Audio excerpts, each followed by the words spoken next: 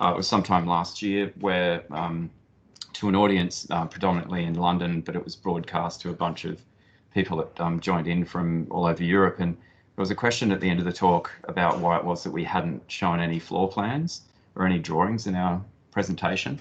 And we were asked, you know, what would it be like if we gave a presentation of only drawings? Well, this is kind of you guys are the guinea pigs. This is a talk which is heavily drawing based. You know, it's probably 80% drawings, 20% photos. So it was really interesting for us to think about that. But in short, I think in 19 years of you know, working in a practice, and Aaron and I collaborating, there's lots of talking and lots of things that get said around the drawing board.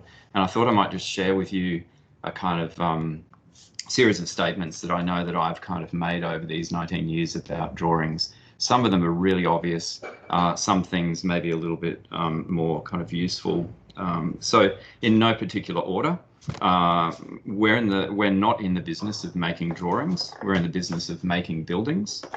A drawing is not a building. It's an abstract of a building. A drawing is an instruction to build a building in the absence of the architect. One's drawings and pictures should match one's words. We're often required to know everything about a building before we know anything. So, for example, the planning application process assumes that we know everything about the building very early on in the process. A concept drawing is not a design. It's something I often tell clients, but simply an accessible visualization of a thought bubble that the architect has. So it sadly looks like a building because that's how we draw. We're good at drawing buildings, but really the drawing is just a way of revealing the thought that we have, that we wish to kind of discuss a thought. So invariably, drawings can be so convincing that they're interpreted mistakenly for buildings, and that leads to a range of different reactions, sometimes not constructive or favourable. So a client might think they're looking at a building that's built and respond in a way, and that could be quite absurd sometimes, and you have to remind them that they're just looking at a drawing, not the building. Just like other forms of language, drawings can be instructive, legible, accessible, articulate, and clear forms of communication. There's a line work economy, you might call it, linked to the economy of a practice. Therefore, each line costs dollars.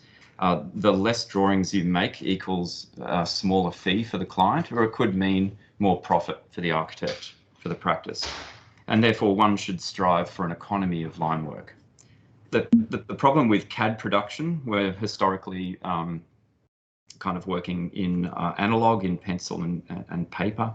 And of course, we transitioned to CAD like every other practice. But being of my generation, the problem that I've always had with CAD production, particularly 3D modeling or 3D documentation software, is that it generates literal drawings of buildings with invariably too many lines. And all of those lines are things that you have to manage. We think and solve buildings in 2D plan and section because we think that one can occupy those kinds of drawings by engaging the imagination.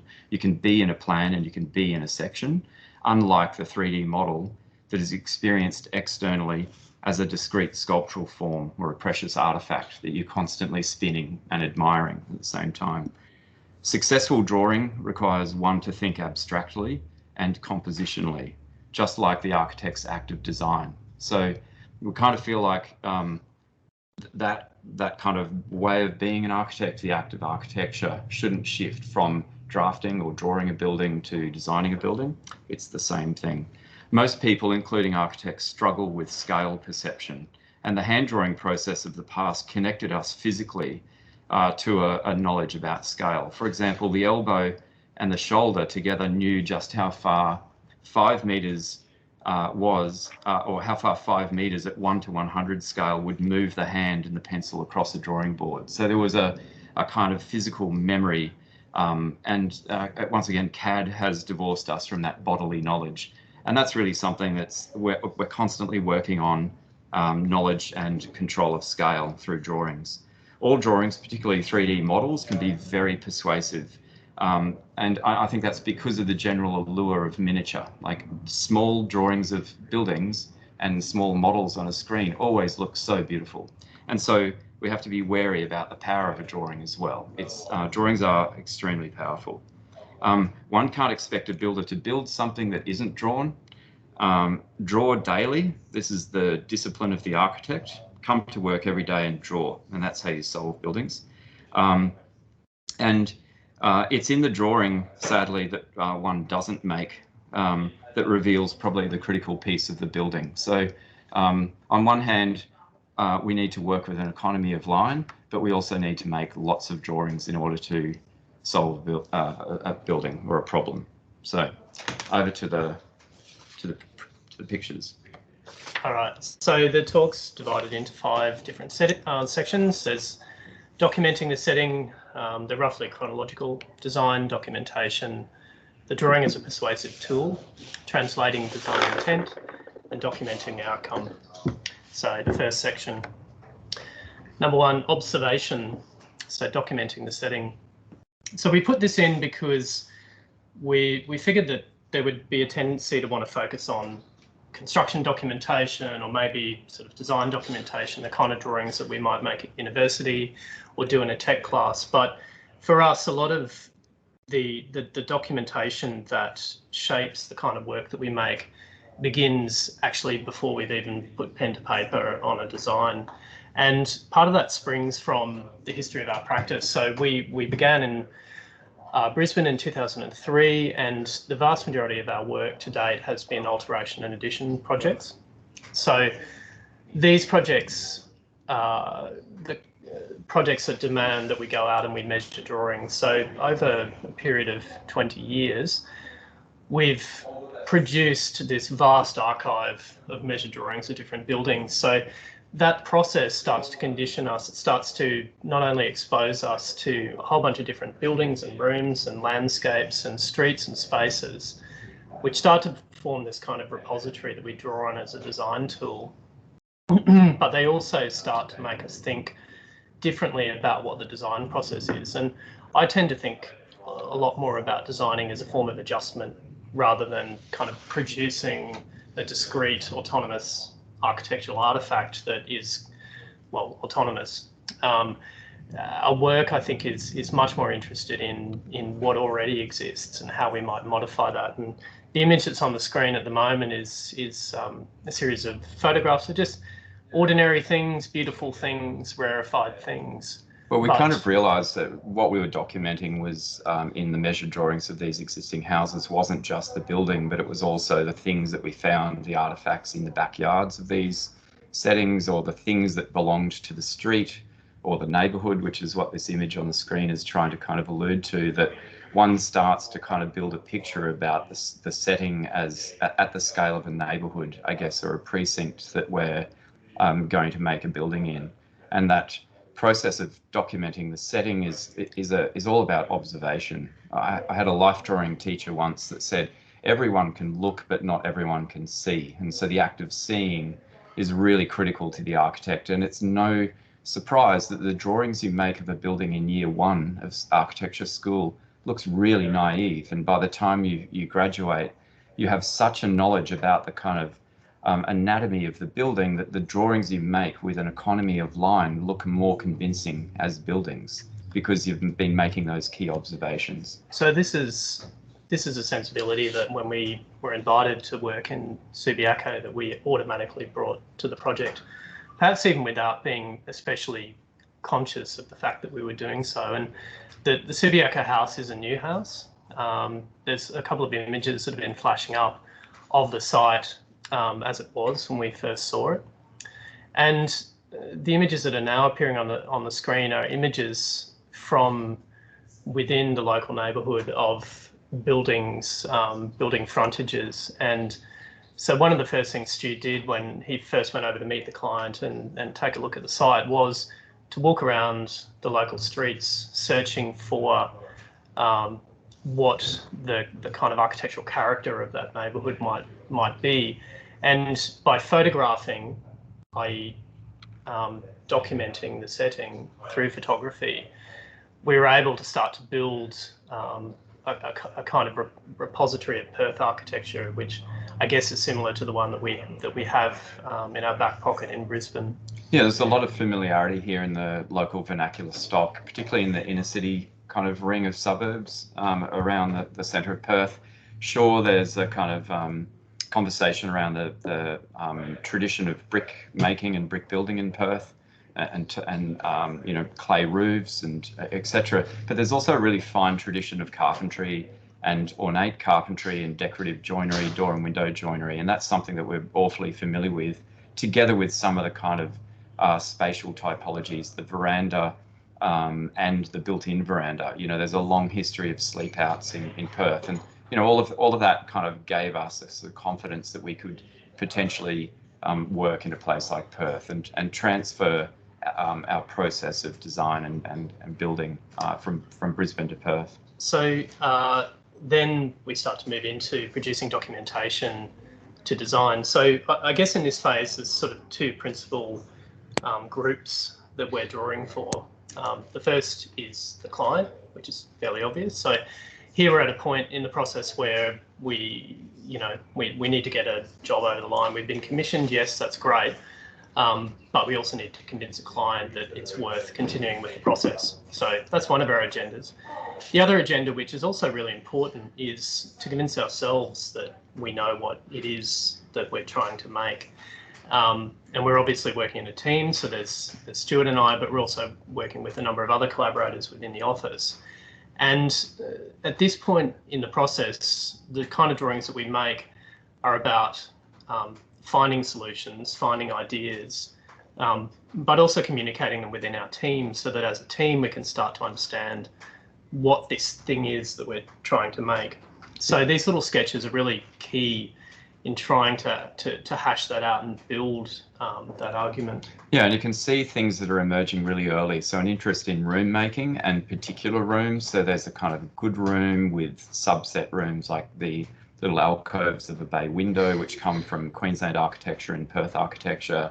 There's a kind of a sense of an enclosed or occupied veranda in that image on the left-hand side, but there's also a clear presence of the garden in the arrangement of the massing of the interior and the relationship to the street. So there's a consciousness about the kind of urbanism and the way in which this building might react to the corner and being built on this kind of what appeared to be a remnant kind of little civic park. So this scheme started being developed. We pitched this as an idea to the client.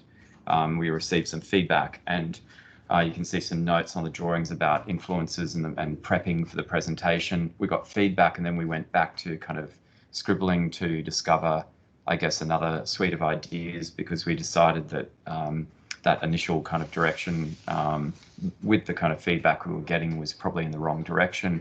But we're back exploring the same things, the same combination of things, the kind of valuing of open space, which appears as gardens and captured gardens, and the making of beautiful rooms and thinking about its relationship to the street. So the scribble in the centre of the screen at the moment is really the first time that what appears is this device of the garden pushed to the extreme corner of the lot, and the making of a cloister as a way of occupying that extreme edge of the site.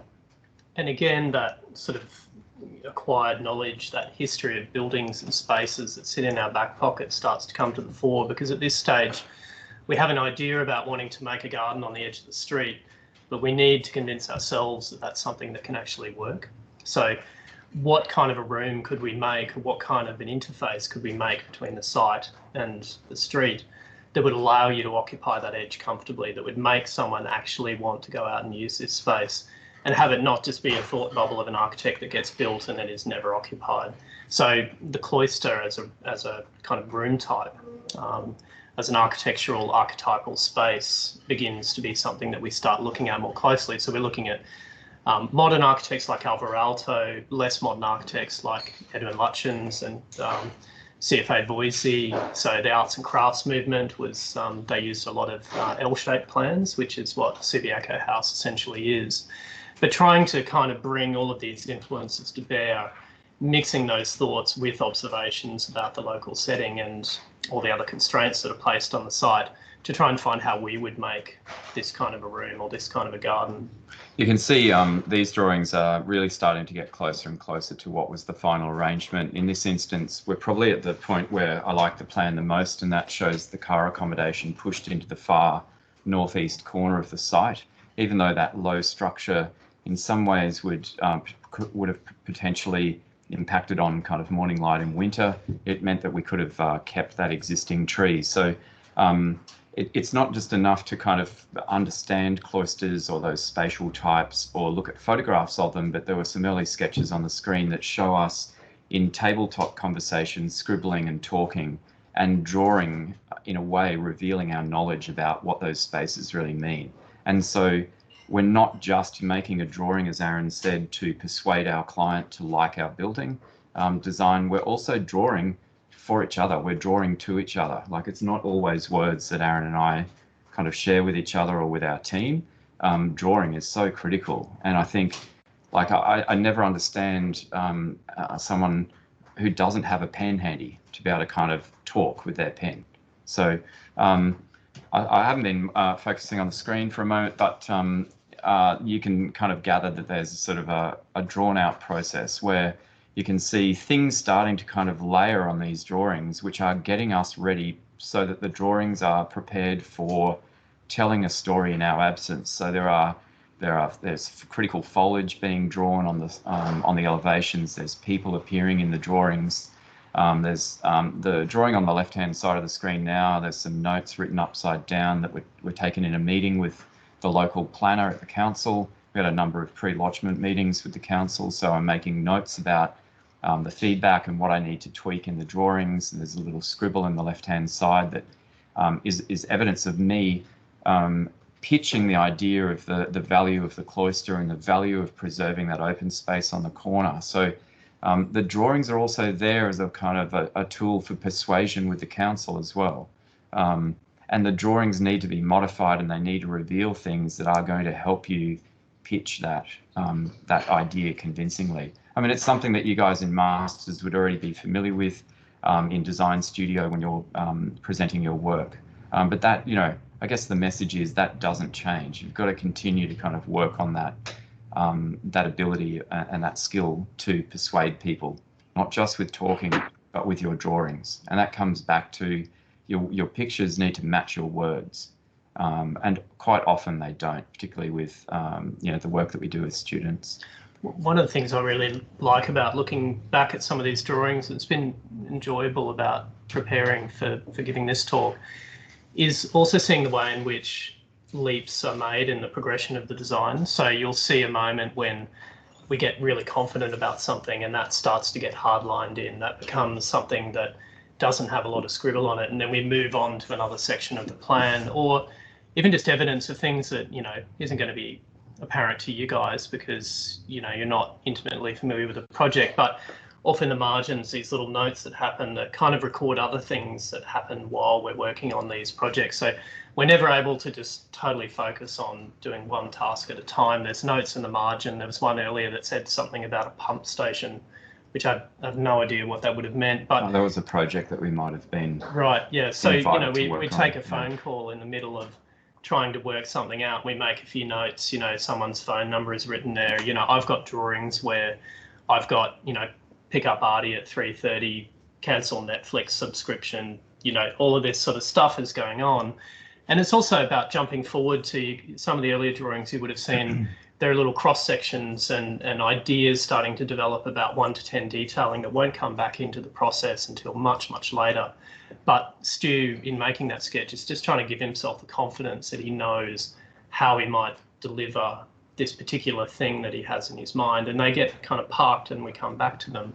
Well, that comes back to that. So those three-dimensional images represent the end of schematic design, and that is the kind of prelude to lodging an application with council. So this is where this whole kind of idea that I rant on about the pressure of the architect to know everything about their building before they know anything about the building is so relevant here that we need to, as Aaron said, some of those drawings show very careful consideration of how we're going to make the building, even in schematic design, so that when we go through the kind of active persuasion of selling and pitching, presenting the building design through the development application process, and we finally get approval, we want to make sure that we can actually deliver on those drawings. We can't be just spending months on kind of fantasy buildings to get approval and everyone high fives, and then you go back to your office and realize that the building has to be taller or wider for the structure to work, for example.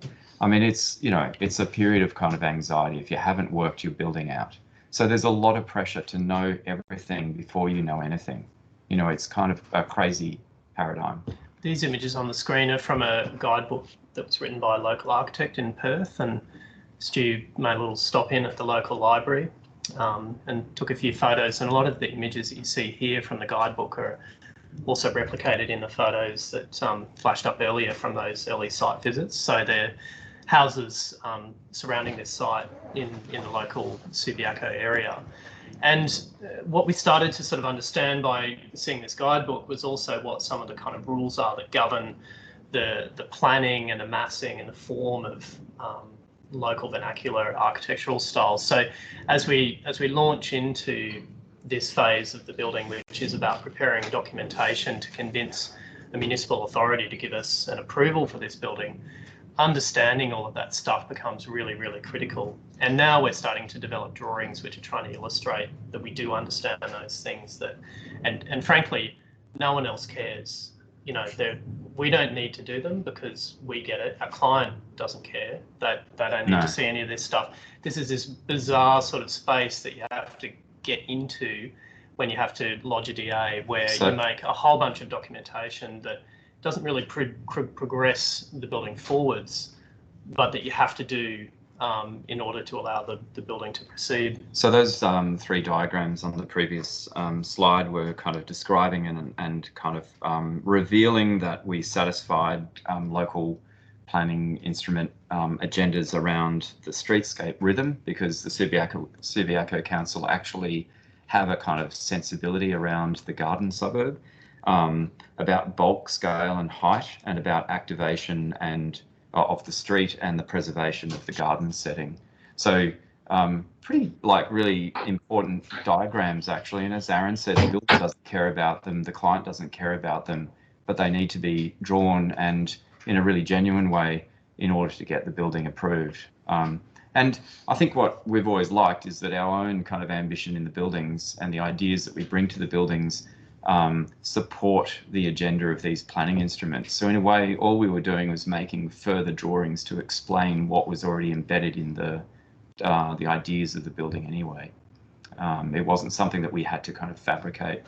Here we are making kind of extra drawings to satisfy the council, you know, long panoramic streetscape drawings.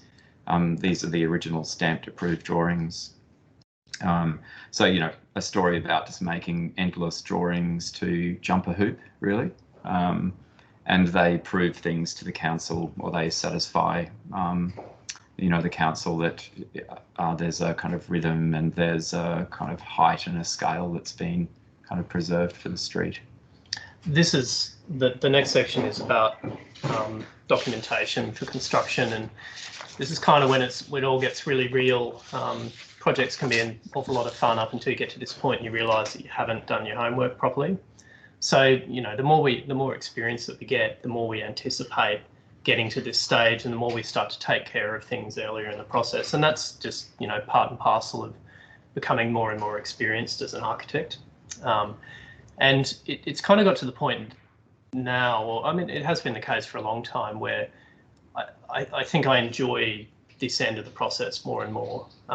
As I get older, when I was a recent graduate, I probably saw it more as a kind of challenge. Now I see it as something that is really quite enjoyable to find the right way to document something. And what I mean by that is that you'll see in this project, I think there were 121 A3 sheets documented for a tender for this project. It's an awful lot. They're all going to appear on the screen in a second in a series of matrix laid out. So you'll get a sense of just how intense the drawing documentation was. And that's not including the schedule of materials and finishes and the consultants' documents and a whole bunch of other stuff that we're also having to manage. And I think where I'm at now is starting to think more and more about the kind of art of documenting the right things in the right places, and what exactly is critical information that you need to translate to a builder. So Stu and I will often have a kind of sense of what a building is meant to be.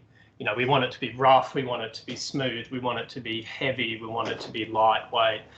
And we go through this process of thinking, okay, well, you know, what material can do that? How would we, you know, what sort of edge or profiling or shape? But when we get to this point in the process, we have to say to ourselves, okay, well, what is the least amount of drawing work that we can produce to make sure that someone gets that critical moment in the building that makes it rough or makes it smooth or makes it fat or heavy or whatever, right? Because if you draw 300 drawings, you can feel like a champion, but a builder's not going to read them. So that's a problem. You know, this is about communicating. It's not about stitching someone up so you can point at them and say, you fucked up, do it again, because they won't. It's not how the world works. And that really does become an art form, I think, to get that communication right, to know which moment to zoom in on, whether you need to make a whole 1 to 10 section through the entire wall of the building, or you can just make a 3-sentence note on an important part of the documents where it will be found and implemented. Yeah. Sorry, I've talked through half of this section, but No. I'm sure you had something to say. No. But you're right. It's that whole thing about using an economy of line. You can do the same with words.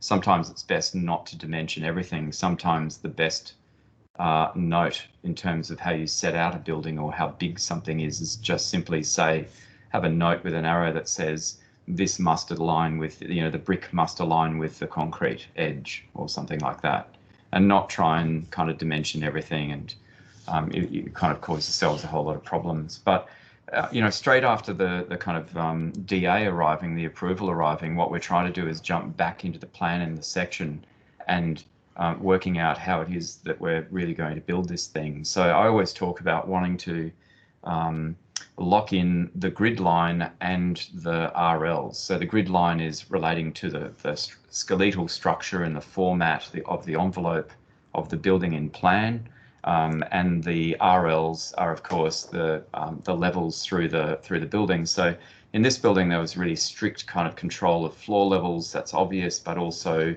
the datum of the concrete that runs through the whole house, and you can have a look at the photos of the project afterwards.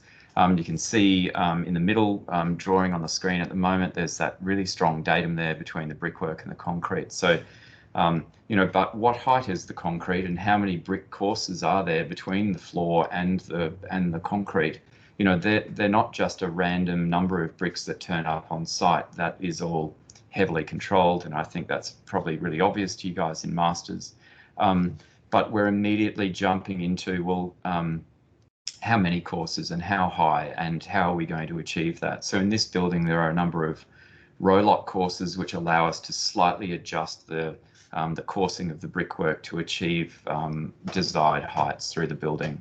But there are also all those really, you know, important questions around, well, what's the build up of the floor? Okay, we're going to pour a slab, but the client wants a timber floor. So in that photograph, in the drawing in the center there, you can see the arrangement and the detail of how it is that we achieve a timber floor with a batten atop the concrete slab. But each of those things has a dimension, you know, and each of those has an RL, which is an instruction to the builder to pour the concrete to a certain height. You know, there's so, in a way, it would be, if you had time and the fees, it would be lovely if you could document the building as a series of trades. Okay, we're just going to document the concrete. Now we're just going to document the brick. Now we're just going to document the carpentry that sits on top of all of it. But of course, there's no time, and the fees aren't big enough for us to be able to do that. You know, to just think about it as one linear kind of process and draw as the builder builds. So we've got to think about, how do you make a documentation package that brings all of those things into one legible package? And it can become, I mean, sometimes I wonder how builders do it. I mean, it's quite remarkable, really. Like, even if you buy a packet of Lego or a plastic kind of aeroplane model, you get all of the pieces, but then there is a step-by-step kind of procedure manual that shows you to glue part 1 and 2 together, and then glue 5 and 6, and But our drawings don't work like that. Glues his Lego. Once it's built, I glue it together. This final section is perhaps one that you may not have been expecting us to talk about, and that is the documentation of the project after it's finished. And to be honest, to keep your business alive, this is actually really, really important. So we Instagram things, we do social media, we do all that. But a thing we particularly wanted to talk about was this guy in the shadows, this creepy middle-aged man, Christopher Frederick Jones, who is our photographer. And finding the right photographer is so critical. The record that photography makes of the building is really the only enduring, sorry, not the only enduring thing. The building is enduring, but the only enduring part of the building that actually can be broadcast. So very, very few people will ever get the chance to walk through this building. I haven't even been there to see it fully finished myself. So it's so important that you have a record of the building that actually expresses what it was that you were trying to do, because that's the basis on which you will get subsequent work. What was the term that you said? You said you love the photo on the left because here we are again recording the setting, but this time recording the setting with our building, as part of that composition. I really like that. Yeah, and that's sort of what I mean about values. It's about that idea from the very beginning of the process, that embedded thing that our practice is about, being expressed through the way that we might show the building to others, and not in a kind of explicit way, but the idea of just getting far enough back and being willing to shoot other things in the street, other houses, trees, all of that sort of contextual stuff. I think in a very subtle way, and maybe it gets missed, but for us anyway, it appears to be apparent that we do care about the setting that this building is sitting in. And the other observation that I think we'd make about working with a photographer is that there are a lot out there. Some are quite expensive. Chris is not cheap. There are others who are cheaper, and there are photographers who all shoot in different ways. So there's a lot of lifestyle photographers going around. So photographers who are more interested in, knickknacks on shelves and bed linen and, these kind of very rich, sort of palette-based, often interior-based kind of representations of the building. The way that Chris shoots the building is very much as an architectural photographer, and that's what we like. He's interested in the action of light on surfaces, which we're also interested in. And you'll notice one of the things about Chris's work is that he probably shoots 75% of his stuff in section and elevation. So he'll often align himself, he'll keep everything upright, he doesn't shoot obliquely.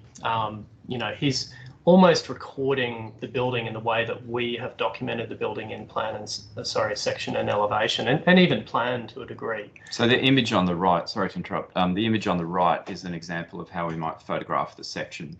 So thinking about the building in plan and section, understanding the history of ideas through plans and sections of other buildings that we've studied, helps us then generate a building which we then draw in plan and section. We sell it to the client and the council in plan and section. It gets documented for the builder in plan and section predominantly. We don't do a lot of contract documentation in three-dimensional drawings because we don't feel like we need to. And here we are, as Aaron said, documenting again in that plan section and elevation. That's perfectly timed, Stu. Well done.